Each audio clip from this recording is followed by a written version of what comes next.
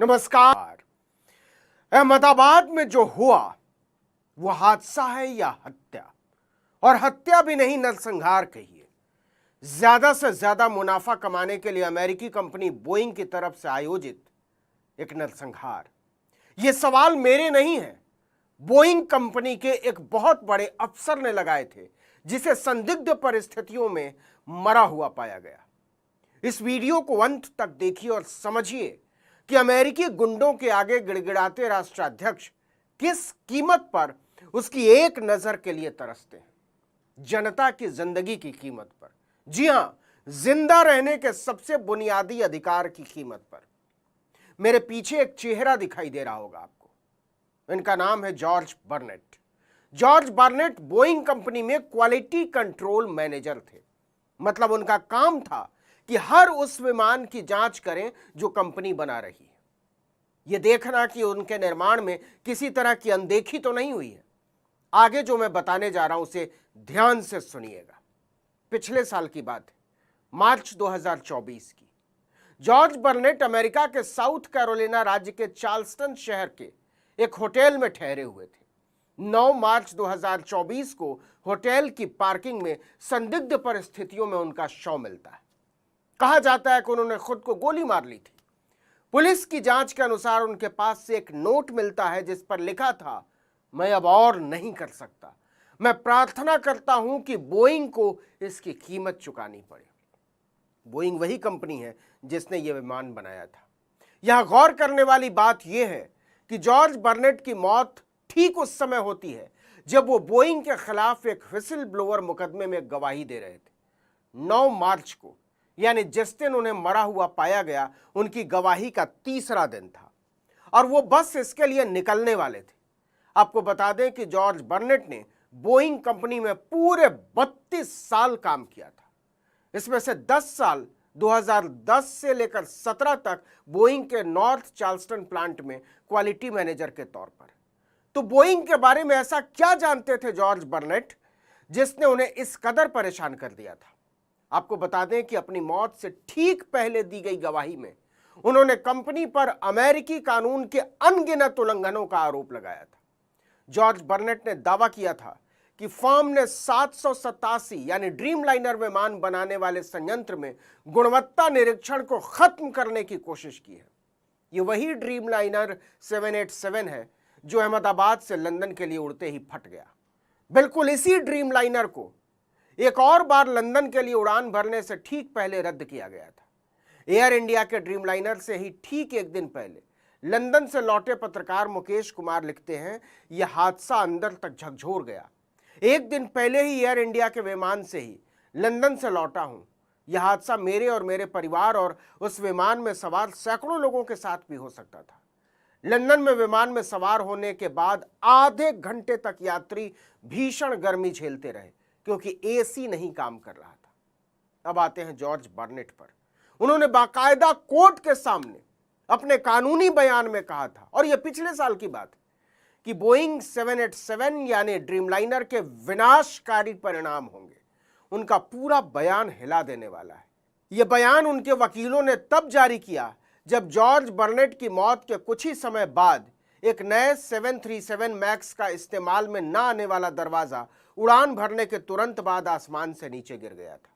यह पूरा बयान 140 पन्नों का है। इसमें उन्होंने लिखा है कि लगभग 32 साल तक बोइंग कंपनी में काम करने के बाद बोइंग ने उन्हें इसलिए प्रताड़ित करना शुरू कर दिया क्योंकि वो साफ साफ देख रहे थे कि कंपनी सुरक्षा मानकों के साथ खिलवाड़ कर रही है। उन्होंने कंपनी के खिलाफ मुकदमा दायर करके दावा किया कि कई गंभीर सुरक्षा चिंताओं को उठाने के बाद बोइंग मैनेजमेंट उनसे बदला लेने पर उतर आया। पैसे के दम पर कंपनी ने इन आरोपों को पूरी ढिठाई से नकार दिया और कहा कि हमने बर्नेट द्वारा उठाए गए मुद्दों की समीक्षा की और उनका समाधान कर दिया गया, अब कोई गड़बड़ी नहीं। लेकिन क्या इतना बड़ा मामला इतना सीधा और सरल हो सकता है? गौर कीजिए कि जॉर्ज बर्नेट को 2010 में वाशिंगटन के एवरेट में बने बोइंग कारखाने से उत्तरी चार्ल्सटन कारखाने में भेजा गया था। इसी कारखाने को खास तौर पर 787 ड्रीमलाइनर बनाने के लिए तैयार किया गया था। दावा किया गया था कि ये एक अत्याधुनिक एयरलाइनर है और लंबी दूरी की उड़ानों का पूरा तजुर्बा बदल देगा। नतीजा, पूरी दुनिया से बोइंग ने बेहिसाब ऑर्डर उठा लिए। बर्नेट का काम था क्वालिटी कंट्रोल। उन्होंने खुलकर आरोप लगाया कि बोइंग मैनेजमेंट ने ऑर्डर्स को जल्दी जल्दी पूरा करने के लिए सबसे जरूरी सुरक्षा मानकों को भी हवा में उड़ा दिया। उन्होंने अपनी गवाही में कहा कि कर्मचारियों पर समय बचाने के लिए ड्रीमलाइनर के निर्माण में क्वालिटी मैनेजमेंट सिस्टम को दरकिनार करने का भारी दबाव था। उन्होंने लिखा कि पूरे बोइंग कारखाने में यह बात बहुत आम थी कि हमारे पास क्वालिटी मैनेजमेंट प्रोसेस के लिए टाइम नहीं है, हम हवाई जहाज बना रहे हैं। बर्नेट ने न केवल अपनी गवाही में बल्कि मीडिया के बीच भी इस बात को बार बार कहा कि बोइंग में किसी के पास इस बात के लिए समय नहीं था कि जो पुर्जे लगाए जा रहे हैं वो घटिया क्वालिटी के तो नहीं है। बहुत सारे ऐसे पार्ट्स को प्रोडक्शन लाइन पर आने दिया गया जो रद्दी किस्म के थे।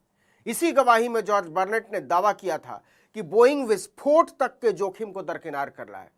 जैसे एक उदाहरण देते हुए उन्होंने बताया था कि एक विमान में ऑक्सीजन प्रणाली को ठीक से चलाने के लिए डिजाइन की गई एक ट्यूब बोइंग ने कबाड़ से निकाल कर लगा दी थी, जबकि यह बेहद खतरनाक है। जॉर्ज बर्नेट ने दावा किया था कि अगर इसकी वजह से सिस्टम सक्रिय हो जाता तो यह एक विस्फोट का कारण बन सकता था जो पूरे विमान को नीचे गिरा देगा। सही तरीका यह है कि अवांछित रासायनिक प्रतिक्रियाओं के जोखिम को कम करने के लिए सावधानी पूर्वक उसे निष्क्रिय कर दिया जाए। जॉर्ज बर्नेट ने आरोप लगाया था कि बोइंग में पिछले 15 से 20 सालों में क्वालिटी कंट्रोल इंस्पेक्शन को ध्वस्त कर दिया गया, क्योंकि बोइंग मानता है कि इससे निर्माण की रफ्तार धीमी हो जाती है। इसीलिए बनाओ, बेचो और पैसे कमाओ, इसके अलावा कुछ मत देखो। बर्नेट के इन आरोपों के बाद अमेरिका में ही नहीं, पूरी दुनिया में विमान यात्रियों की सुरक्षा को लेकर बवंडर खड़ा हो गया था। जॉर्ज बर्नेट बोइंग कंपनी के लिए एक सिरदर्द बन गए थे और फिर गवाही के तीसरे दिन उनकी लाश मिलती है और साथ में यह चिट कि अब और बर्दाश्त नहीं होता, बोइंग को इसकी सजा मिले। आपको बता दें कि बोइंग 787 ड्रीमलाइनर के डिजाइन और निर्माण का काम 2003 में शुरू हुआ था और 2011 में पहला ड्रीमलाइनर कंपनी ने डिलीवर किया। एक ड्रीमलाइनर की कीमत 1000 करोड़ से लेकर 1300 करोड़ तक होती है। बोइंग कंपनी के अनुसार मई 2025 तक 787 ड्रीमलाइनर के लिए दुनिया भर से 2137 ऑर्डर मिल चुके हैं, जिनमें से 1189 विमानों की डिलीवरी ही हो पाई है। मतलब 10 साल में बोइंग कोई 24 लाख करोड़ के तो केवल ड्रीमलाइनर बेच चुका है। 24 लाख करोड़। उसके पास इतने ऑर्डर हैं कि उसी को पूरा करने में उसे 5-10 साल लग जाएंगे। फिलहाल वो हर महीने केवल 5 ड्रीमलाइनर बना पा रहा है, मतलब साल में केवल 60। वो एक भी नया ऑर्डर ना ले तो भी इस हिसाब से अगले 10 साल तक का काम उसके पास है। इसके बावजूद बोइंग किसी भी सूरत में इसमें कोई कटौती नहीं होने देना चाहता। जॉर्ज बर्नेट के मुताबिक कम से कम क्वालिटी कंट्रोल की वजह से तो हरगिज नहीं। तो जरा एक बार फिर सोचिए कि अहमदाबाद में जो हुआ है वो हादसा है या फिर एक क्रूर नरसंहार, और अगर यह नरसंहार है तो कौन है इसका जिम्मेदार। चलते चलते आपको बता दें कि दुनिया में सबसे ज्यादा बोइंग 787 ड्रीमलाइनर किसी अमेरिकी विमान कंपनी के पास नहीं है। जापान के ऑल निप्पॉन एयरवेज के पास है। ANA के पास 86 ड्रीमलाइनर है। वहीं एयर इंडिया के पास 34 बोइंग 787 ड्रीमलाइनर हैं, जिनमें से 27 बोइंग 787-8 और 7 बोइंग 787-9 शामिल हैं। अहमदाबाद की घटना के बाद बोइंग में सफ़र करने वाले मुसाफिर भारी दहशत में हैं पूरी दुनिया में। इस वीडियो में इतना ही, लेकिन अगर आपने आर्टिकल 19 इंडिया को अब तक सब्सक्राइब नहीं किया तो फौरन कर लीजिए। बेल आइकॉन दबाइए, घंटी जैसी आकृति, लाइक कीजिए और कमेंट करके बताइए हमारा वीडियो आपको कैसा लगा। हमारा ट्विटर हैंडल है article19_India और मेरा ट्विटर हैंडल है नवीन जर्नलिस्ट। नमस्कार।